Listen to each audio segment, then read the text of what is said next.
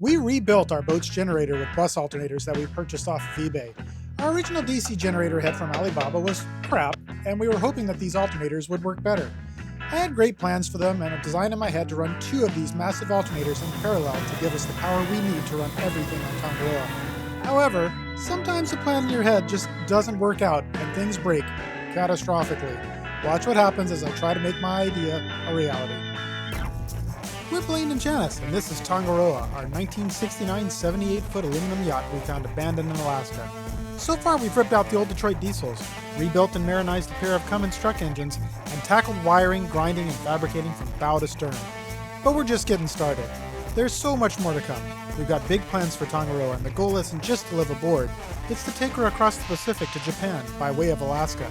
If you're into boat work, engine rebuilds, and making old things new, subscribe and join us on our never-ending sea trial. So if you guys have been following along in our stories, you will remember that I built a genset based on a Alibaba DC 24-volt generator head and had some issues come up with that. The generator just never performed. Right from the get-go, it didn't produce the amperage that it was spec'd out for. It ended up having problems where charging would cut in and out, big issues, and just it wasn't feasible to keep. So we decided on doing something a little bit different. When I say we, I mean I, because Janice has nothing to do with that. She would prefer not to.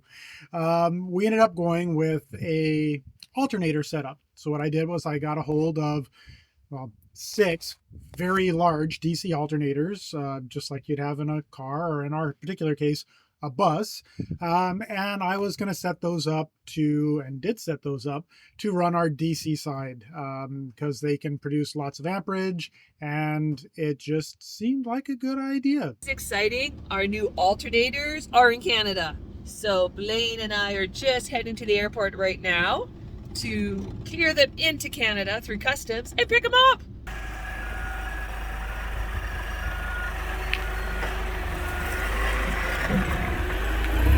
It never be said that my father does not know how to build a crate. These are our new alternators in here, and there's got to be a screw every 4 or 5 inches. This thing could survive a nuclear holocaust. Okay, moment of truth.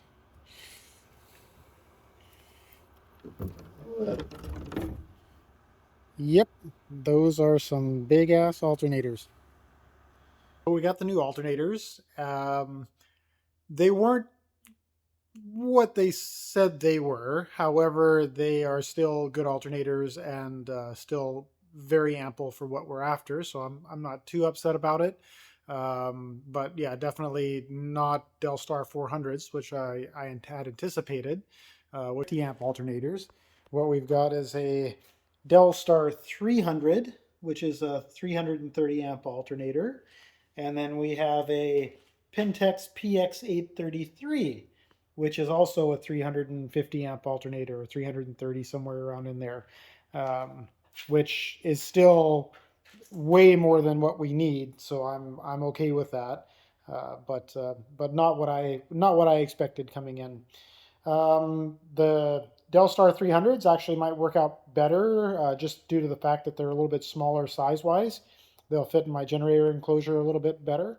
Yeah, so I'm going to get cracking with trying to get these up and working on our system. And I think these are going to go on the engines, and these are going to go on the generator. And just to give you an idea of how big these are, that's my hand on there. That's a pretty big alternator. Even the Delstar 300 is big, but the PX833 is certainly a beast.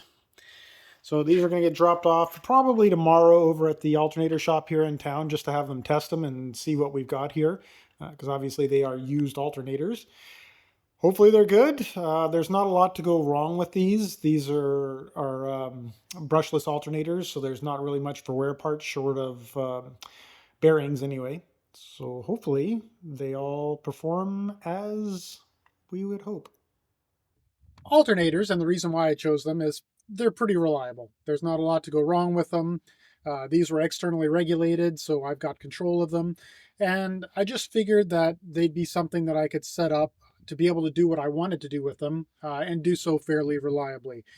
So what I decided on was a dual alternator configuration. And the reason why I did that is mainly because I didn't want side loading on the generator, the actual diesel motor. These are fairly large alternators. They weigh in at about 95 pounds a piece. They are huge. And they're capable of putting out a continuous 300 amps. And, over time, all of that load pulling on the generator, the diesel motor, could possibly have some problems with bearings. So what I decided to do was run two alternators because I wanted not only to split the load on the bearing, I wanted to split the load on the alternator. I didn't want to have one alternator running peak output because that induces heat, just more wear on the alternator altogether. But if I took two of them and I only demanded half amperage on them, then that would work for me. Not only that, the amperage that these could put out was less in a single alternator than what I wanted ultimately. So two alternators just made sense. So it worked out really well that with two alternators, I could configure them. So they each had their own set of belts, but they were tensioned with each other. So I had one tensioner that went across the top of the two alternators that tensioned them together. And what that meant was that my side loading on my generator bearings were next to nothing because they were each pulling in an opposite direction at the same load. So once again, seemed like a pretty good idea. And for that purpose, it did work out pretty well. So I'm back at the shop today and it's time for me to do a little bit more work on this DC generator.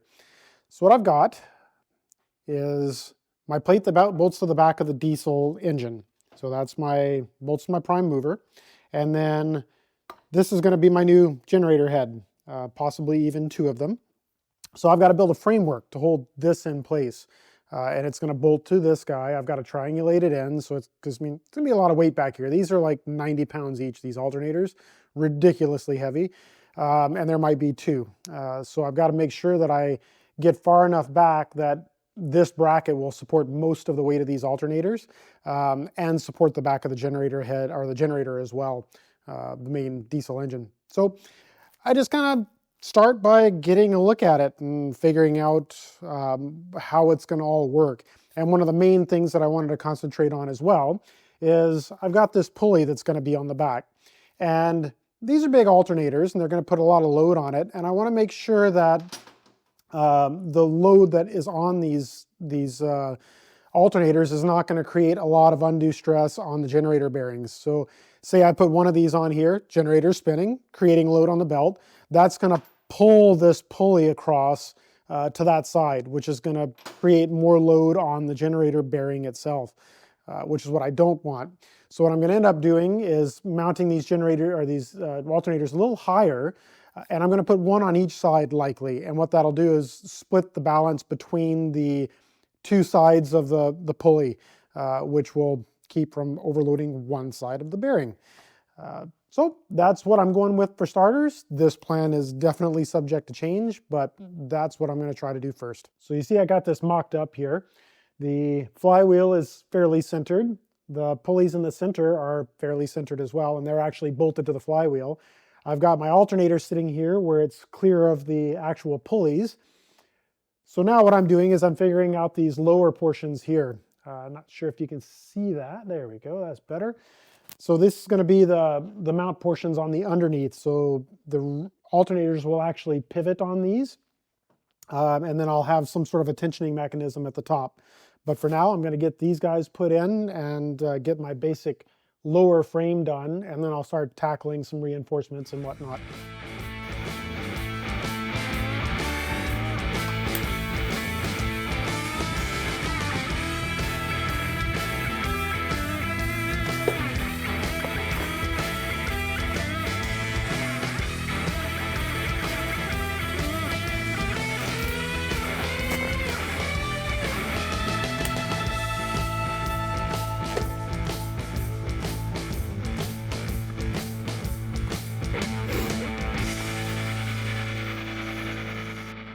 All right, so there I have my little base frame. Now that is not going to be enough because this is not enough to prevent this whole thing from flexing here. So I've got to do some sort of a strut from the back to the front here to triangulate that, to give it some rigidity. Problem being is I've got the pulley right there, so if I try to go too low, I hit the pulley. So I've got to figure out a way to get around that. And it's probably going to be making some sort of a bracket up here that spaces it out a little bit. But we'll see. I'm going to play around a little bit, see if I can't figure that out. Just one little brace there. I'll probably do some gussets in these corners here just to give that a little bit more strength. But that should do the trick. So now I just got to weld all this stuff up, and then I can bring it to the boat and do some testing. This is an exciting one for me. These are the regulators for the alternators that we've got, and I have been very excited about these. So we're gonna check them out. These are the Wakespeed WS500 Bluetooth modules, and so they're all programmable via Bluetooth. You don't need cables. Oh, we got the... They said you don't need cables. Well, you need cables to attach the Wakespeeds to the alternators. It's like I see cables. But you don't need them to attach to your phone or a laptop. So 2 cables. We've got 2, I'm assuming these are the current sensors. So these are the 500 amp shunts. So that's what measures our current throughput on our alternators. I've got alternator temperature sensors times 2. And then, of course, I've got the Wakespeed regulators.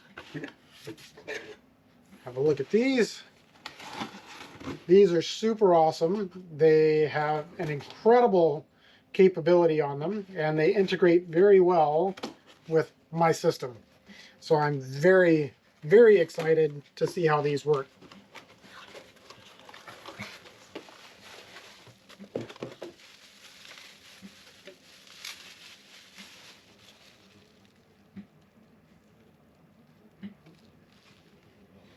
Now I got to get my alternators working. Sorry, what are you making? I'm making pivots for the generator alternators. You're fabricating those on your lathe? Yeah. So I got to fabricate those up, and then I got to weld them onto my framework. And what do those pivots do? That's where the alternator can rock in and out. So if I got to change a belt, I can rock the alternator in and take the belt off, and then it'll rock back out again. And then at the top, I'll have a spring that I can load up for tensioning up the alternator. So yeah, that's it. Hey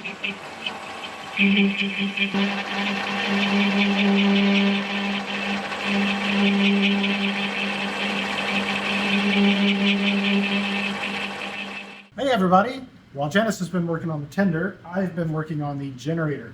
So this is the new configuration for the DC generator set.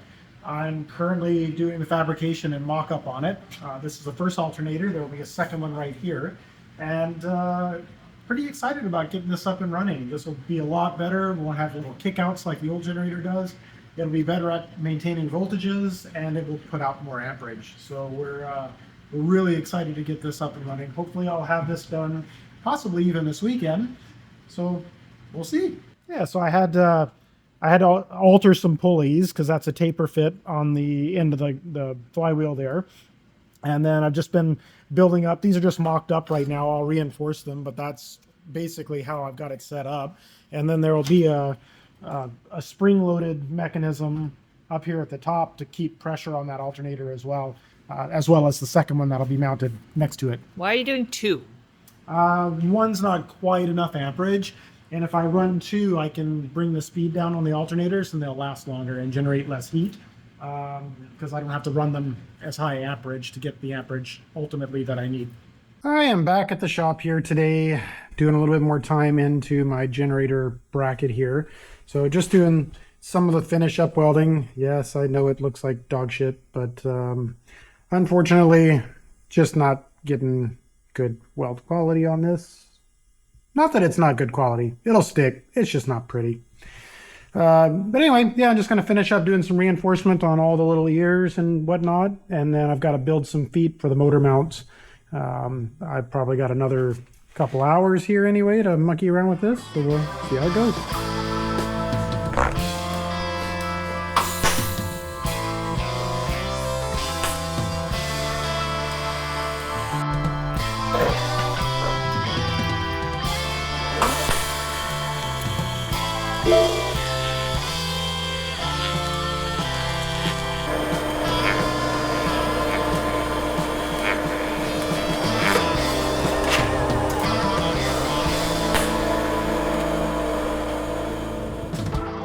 All right, so that's alternator 1.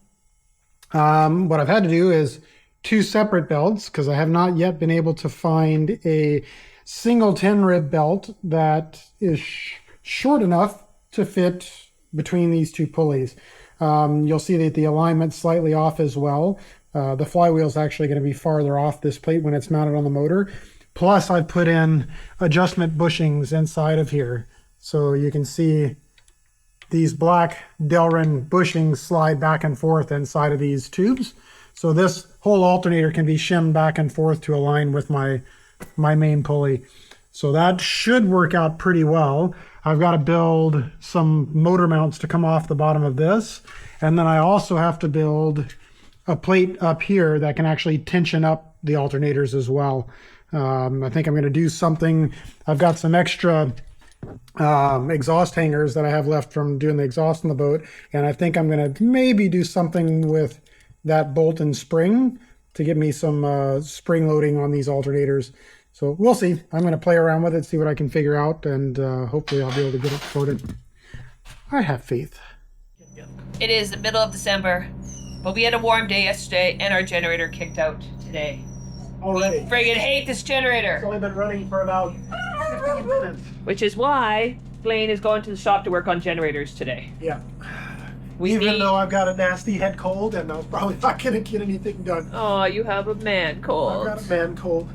But we got to sort out the generator issue. Because this just isn't working.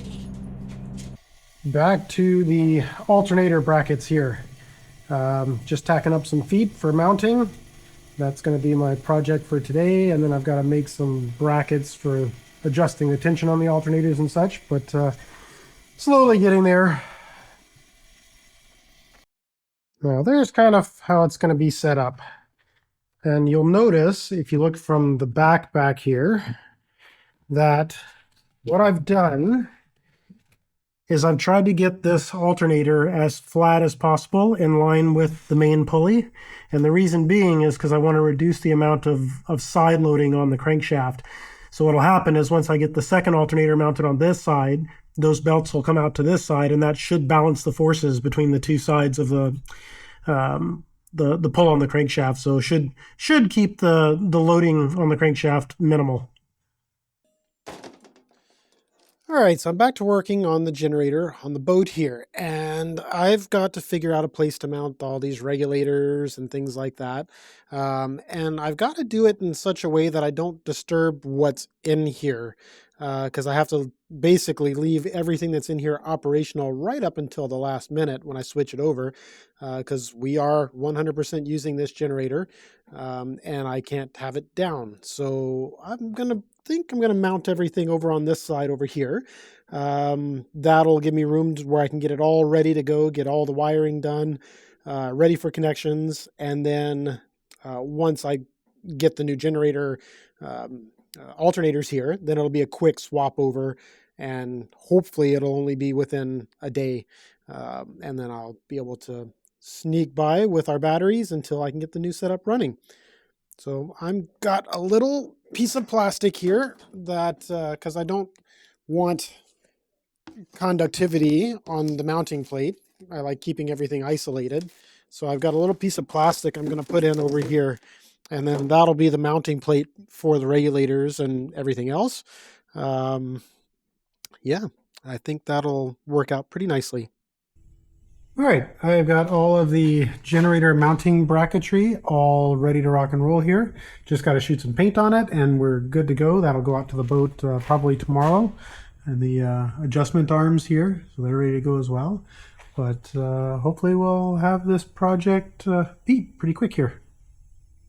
So what I'm doing now is I'm just making up a little spacer slash sleeve and spring seat. So that'll sleeve through for the cross bolt. That way it's not running metal on metal. And then I'll machine a little spring seat into that as well. That's Delrin, so it should hold up pretty well. But yeah, we'll see.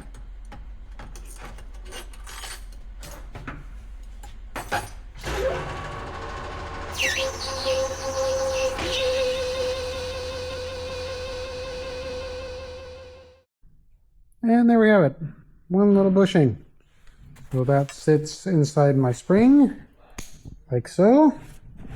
And then my adjuster rod goes through that. Sorry about the bouncy camera. And there we go. And then that goes through the hole in my bracket. Keep it centered. Ta-da!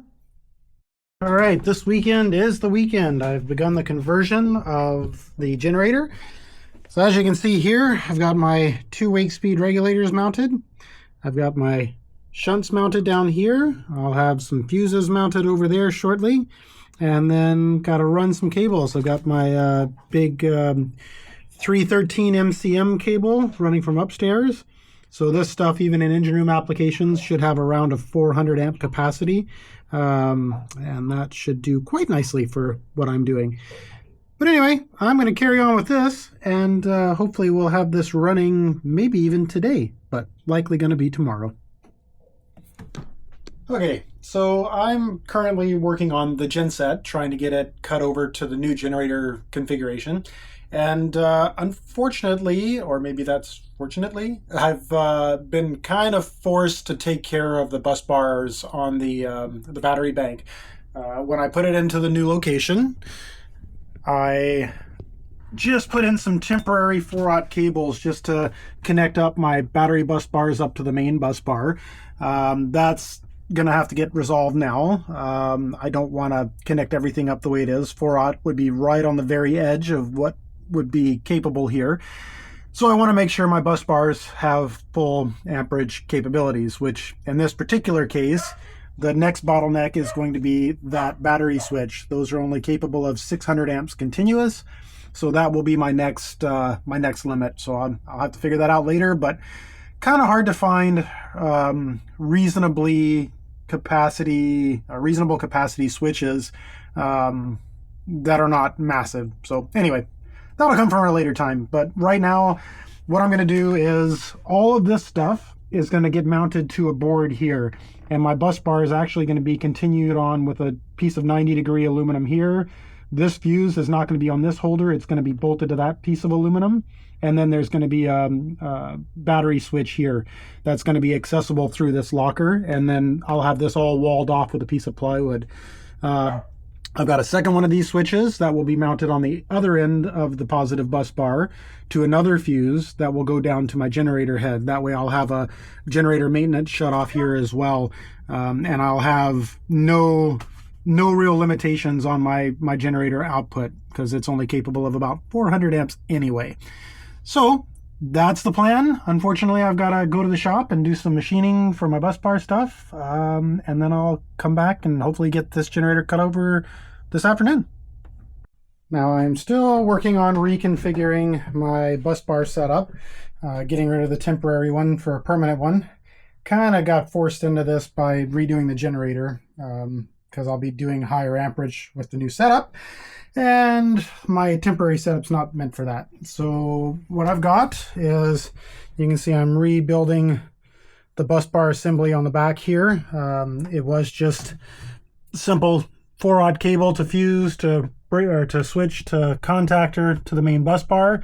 Now that's all getting built in, so I'm getting rid of all these little 4/0 links because technically they're only rated to about 320 amps, which is borderline for this system, so we're getting rid of them.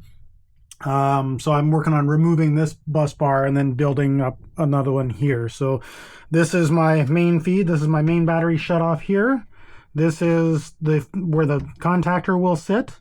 Then this is my switch for my generator, so I'll have a service switch so I can shut down the power to the generator setup. And then I'll have a fuse here for the generator cable coming in, and then some other fuses for some other things. But that's what I've been working on.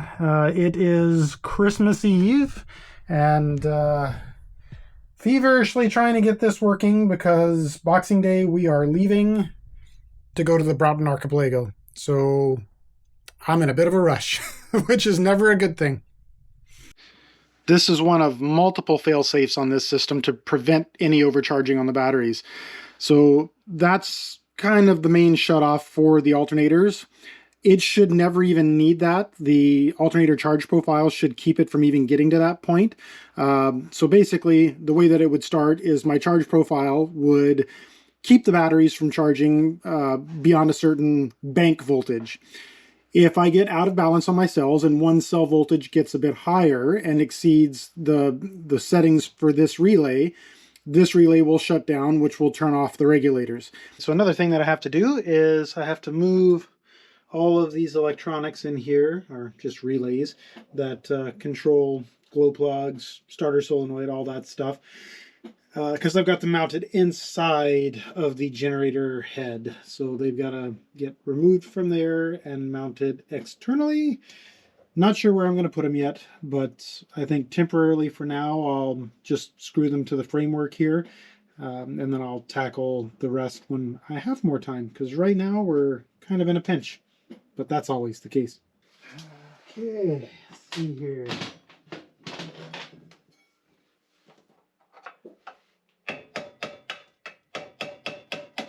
Now, the issue with permanent magnet generators is that they're magnetic. So even when you get all the bolts out, you still got to get that generator head off of there. And those magnets are super powerful. So it requires a fair bit of coercion to get off. So we're going to use some coercion tools, like these coercion tools and these coercion tools, and we're going to make this happen. All right.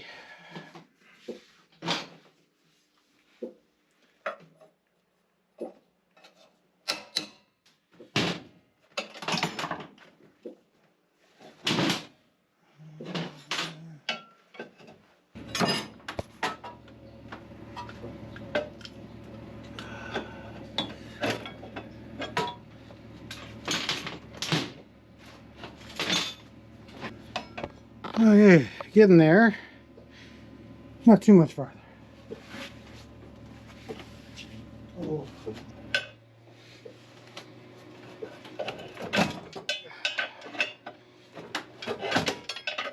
As you can see, it wants to go back on again.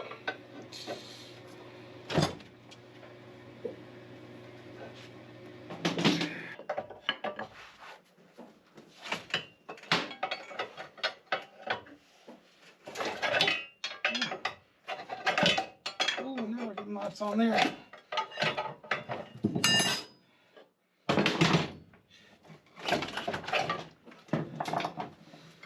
Okay. Should be harder for it to suck back on again now. Not saying impossible, just more difficult.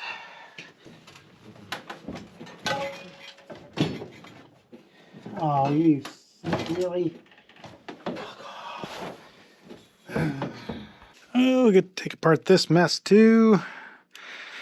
This is a magic box as far as I'm concerned. And imagine it's got some sort of transistors in it to control the voltage and current, because this is a permanent magnet generator head. So there's no field per se, and there's no control that way. So as far as I know, this does its own special crazy stuff, and I'm going to leave it at that. I just know that it's enormously painful to deal with, and I can't wait to get rid of it. It has been quite frustrating.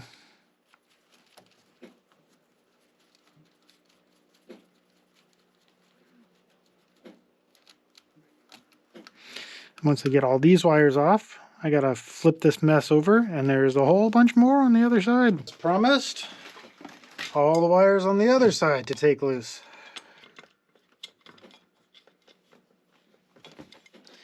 Glad I didn't disappoint. So I think these work with, rather than diodes, I think they use transistors to turn on and off the current. Something to do with the permanent magnet setup. I am just purely conjecture here.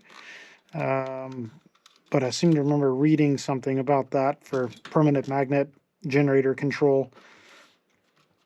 Because you can't alter the current by adjusting the field. It's got a set output. So to do the voltage adjustments, it's got to turn it on and off with transistors instead of diodes.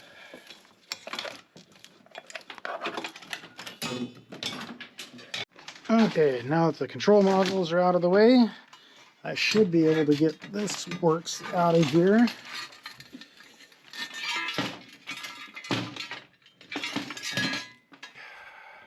Time to get the stator out of the way.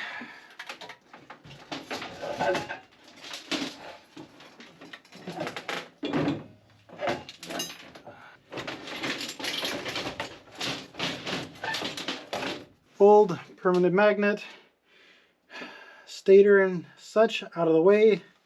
Now I've got to get the rotor out of here. There's definitely some weirdness going on with a couple of these magnets. Looks like they've been shipped, but I'm not gonna worry about it. And fast forward to the future. I've got all the old generator stuff off. I've got my new backing plate on that I made up. That's a CAD drawing to a water jet, so it's all pretty accurate. Now I've got my bracket that I've got to put on. Okay, so got the new bracketry connected here. Unfortunately, I obviously miscalculated the motor mount feet. Totally screwed that measurement up, so I'll have to figure something else out for that. But anyway, I've got to get the alternators mounted up here, and then I got to get the rest of this wiring done. But so far, so good, I think. Yeah. So the bolts are actually going to be coming through the other side, so that plate's going to flip all the way 180 degrees. Okay. Go ahead and try to... Like this? Yep. Okay, hang on. I gotta get my hand out of the way. I can't slide it far enough forward with my hand there. Go forward. Oops. Hang on, I gotta rotate it. Oh, I almost had that one. Hang on, I just got too much in the way. Just stand by a sec. There we go. But Teamwork makes the dream work, baby. yes, it does. That's it. Your job here is done. Well, you're going to have another one to do that, right? Nope. The other one I can do by myself. It's just this one I couldn't. So they're just in the way. Yeah, there a lot we of go. belts. Yeah, unfortunately, they don't make 10 rib belts this short. Oh. At least not that I was able to find. So I've got 2 5 rib belts instead. Project 10. Yep. It's going to have to do. Here we go. Oops. Thank you. Okay, there we go. All right, there's one. Now I need to play around with it and get the shims in the right place. Okay. Get my belt alignment right. Thank you. Okay, alternator's on. I got my adjuster in place, but I haven't got it tightened up yet. Do that here quickly now. And then I got to start getting all these things changed up and sorted that are going to be in the way now that I've changed things around. I've got the wiring connected for the alternators on the regulator side as well. Yes, I will have to do some tidy up on that. Unfortunately, I'm going to have to redo a lot of the mechanical stuff on the generator because it all gets in the way with the new alternators. So I've just got stuff kind of zapped up here for the time being, but I'm going to do a test just to see how things run. What I'll do is I'll fire up the generator first, the actual diesel, get it running, and then I'll power up the wake speeds after that. But hopefully things work out okay here.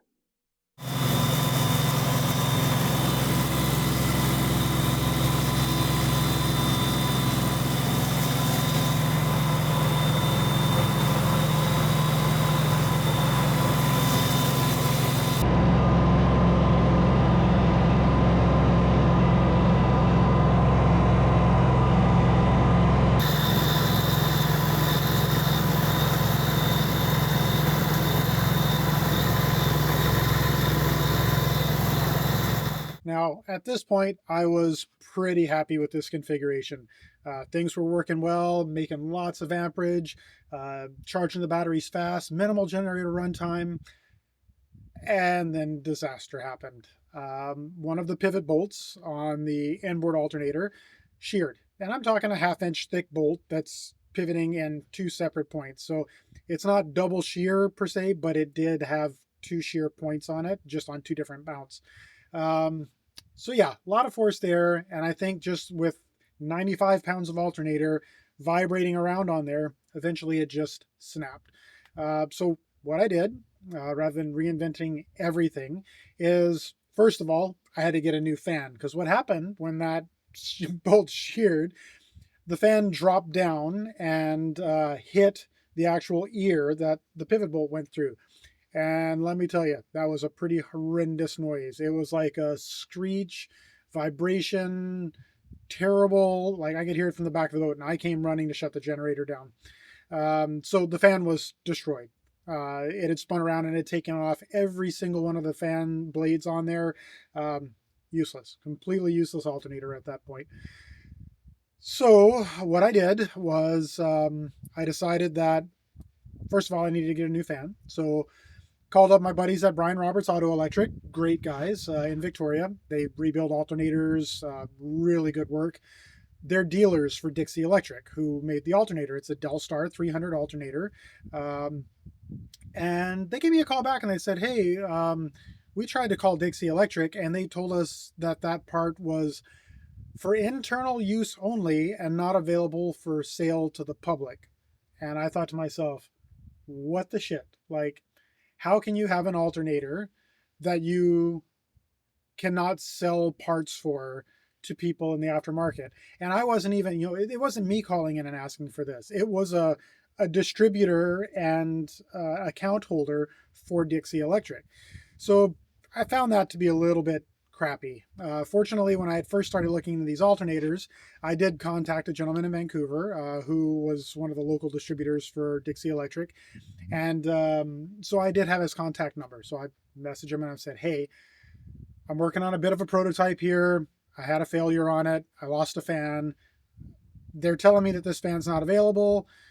What can we do? And he says, no problem. I'll figure something out. So he talked to his supervisor, whatnot, got back in touch with Brian Roberts, and they said, hey, you know what? Look, we will just send you out a fan. No charge. We'll call it a sample to sort you out. And of course, I was not expecting that. I expected to pay for a fan. And I was through the moon that they were just sending a fan out for free. And quite honestly, at that point, my opinion of the service and, assistance of Dixie Electric and Delstar, super happy with them. Because not many people would do that. So got this fan in, they sent it out, perfect. Got it all assembled. And what I figured I'd do is, I believe that initial bolt that I had in there was a grade 5 bolt. So next thing I had to try, because I didn't want to have to redo everything, was shifting up to a grade 8 bolt. And got it all back together again. Things were going gangbusters. And even in less time than the first time, had another failure of a pivot bolt. Same exact thing again with a grade 8 bolt this time. I was less than happy, and it was obvious that gonna have to do a little bit of changes on this to make it work the way I want it to.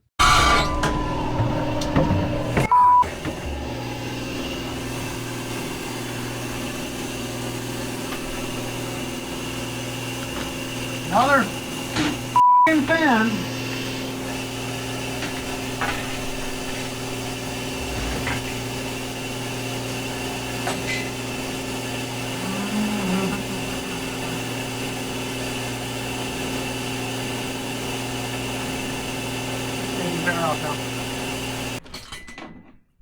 Destruction again. Oh yeah.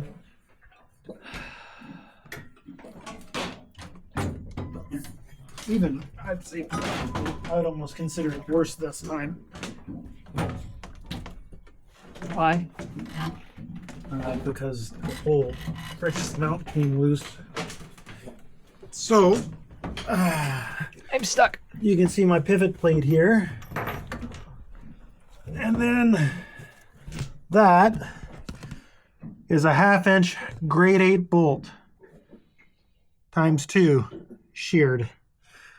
So that's what held the pivot plate on to the alternator, and that snapped right in half. So obviously the engineering is not sound. We're gonna have to reinvent this and do it differently, because this is obviously not working.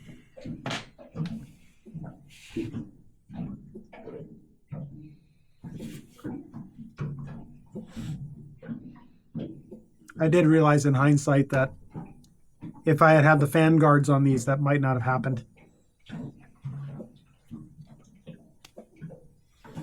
So what I decided after that second failure was, obviously, this was not a viable option. I was going to have to do things differently. And what I had also noticed when I was replacing the pivot bolts was that the two cradle bolts that were both 1/2 inch bolts into the side of the alternator, when I went to take them out to replace the cradle bolt, the pivot bolt, I realized that they were starting to break too. One actually broke as I was trying to unscrew it with very little tension on the wrench. So it was obviously cracked through as well, ready to go. So at that point, I knew we were going to have to do things differently. This was not going to work. So what I decided on was I made a complete cradle. That was my first starters. I mounted that alternator in a cradle with all 4 of the mounting bolts contributing to holding the alternator in place. So now I've quadrupled the ability of this mount to hold the weight. Then what I did is, fortunately, when I built my main mount, I built it for some little Delrin sleeves, like vibration damper slider sleeves in there to clamp down on the alternator. And that left me room to put a bigger bolt in. So what I did was I went with a thinner steel sleeve, and I took out the 1/2 inch bolts and I put in 3/4 inch grade 8 bolts. These are monstrous pivot bolts. All right, so time has come for me to revisit the mounting on the alternators for the generator. And this is what I'm working on here today. So I'm actually converting these back to the actual saddle style or cradle style. So I've got my 2 mounting plates. I'll weld that guy in the middle. And then I'll build up plates here and here, and then do mounting strips on either side. So basically this cradle will bolt down to the plate on the generator, and rather than having any sort of tensioner off of the alternator, all the tensioning will be done by stretch belts. So that should work out better, because I think what's happening right now is with the vibrations, there's just too much load on 2 bolts to hold the full weight of the alternator, because these aren't the ones I have on the generator, but they're close, and they weigh about 90 pounds. So having a 3-cylinder generator vibrating around with 90 pounds of weight just on 2 1/2 inch bolts, I think is too much. So with the cradle assembly, I'll be using all 4 bolts, and the weight of the alternator will actually be sitting in the cradle. So the bolts won't necessarily be holding the weight of the alternator, the cradle will do that. So hopefully that'll fix the problem, and I won't have any more broken bolts and fragged fans. So we'll see how that goes. All right, I am working on generator stuff today, trying to get this mess sorted out. So I'll show you guys what I had. So basically, where this bolt's going in, I had this plate here. And that plate bolted with those 2 bolt holes to the side of the alternator. So that was my pivot. And then I had another plate bolted up on the top row of bolt holes that are rotated around now so you can't see them. And then I had a pivot arm bolted up there.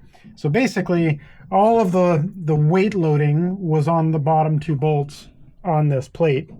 So what I've done is I've now got a full cradle on that pivot. Now this one I've got to finish up. Actually, I've got to finish the other one up too. This one I've just got tacked in place on that cradle. So that will sit. Actually, another thing I'll point out too. This was the original bolt, and that is the new bolt. So this is a 1/2 inch one. The new one is a 3/4 inch pivot bolt. So much heavier duty. All grade 8, so about as strong as I can really get on that without specialty bolts. So yeah, now I've got a cradle. All 4 bolts on the alternator are attached to that cradle, so there's no more full load on just 2 of the 4 bolts. So I'm hoping that will make a good difference there and eliminate my bolt breaking problem, but we shall find out.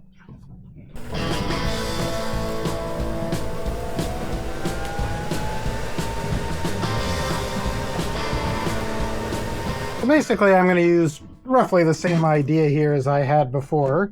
I've got an adjuster. Mind you, I am going to upgrade the size of this guy.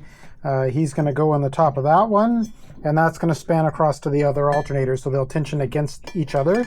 That means my crankshaft loading is going to be the same because they're roughly about directly opposite of each other on the generator itself. So basically, they'll tension against each other, so the load on the actual bearings will be neutral because there's not going to be any direct belt loading on it because they're tensioning against the other alternator. Might be an ever so slight amount, but you'll get a better idea once I get them in place and show you what I've got going on there. Okay, shifting to the other alternator bracket. Slightly different design, but same basic idea. So yeah, just gonna last weld that I've got to do is just on that arm, and then I can mount up the other alternator and I can start figuring out how I'm going to do the tensioning. Might just temporarily put something on there just to get some tension happening for now because it's going to probably be rainy over the next day or so. It'd be nice to have the generator operational. So I'm just going to play around a little bit and see how it goes.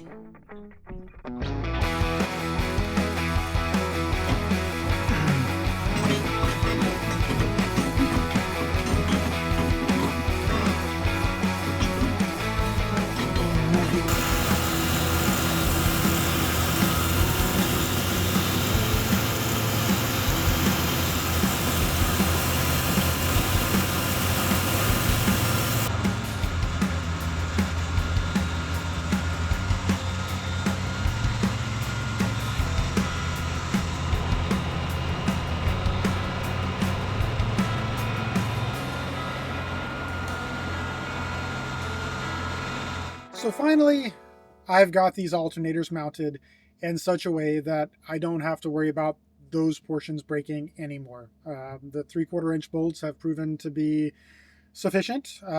Shifting to a cradle mount and altering the angle of the plates so the cradles are more just holding the alternators from falling rather than having a heavy shear load on the bolts has really helped as well. So I'm not really worried about that happening again.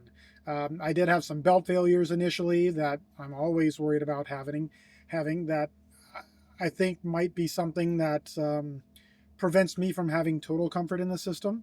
So yes, it works, and it puts out every bit of amperage that I want it to. The alternators work super reliably, so I tell them what to put out, they put it out. And being I'm not asking for max amperage out of them, they do so pretty easily. They don't generate a monstrous amount of heat.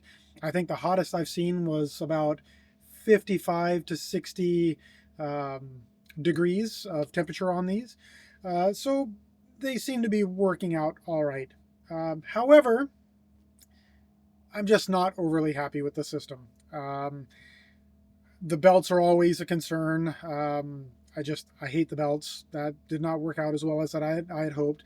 They seem to be behaving themselves, but it's always an issue that's in the back of my mind. Alternator efficiencies, which I knew was an issue to begin with, that's still an issue. So we're burning more fuel to put out the amperage that we're looking at. I did spin the alternators a little bit slower, because the slower you turn the alternator and the less amount of amps you demand out of it, the better the efficiency is on them. When they start getting up to really high RPMs, the efficiency drops a lot. And being I'm not having a lot of heating issues with these, I can spin them slower and they still maintain temperature. So that's a benefit. But even still, I mean, we're talking, I'd probably be lucky if I was getting 70 to 75% efficiency out of them. And compared to some of the modern permanent magnet generators that they have nowadays that are running 85 to 90, sometimes more, not anything to write home about for the 75% that I might be getting. So does work for now. However, I'm always looking for something else to do. And you know what? I don't mind admitting failure. And I think this was one of those ones that was about as close to a failure as I could possibly think. It's not something that I want to have long term. So going to look into something else, and you guys are just going to have to stay tuned to see what happens with that. If you enjoyed this story of failure, check out this one where we actually have success by rebuilding 2 Cummins truck engines to put in Tongaroa. And don't forget to check out our website and join our online crew for an extra video a week and lots of other perks.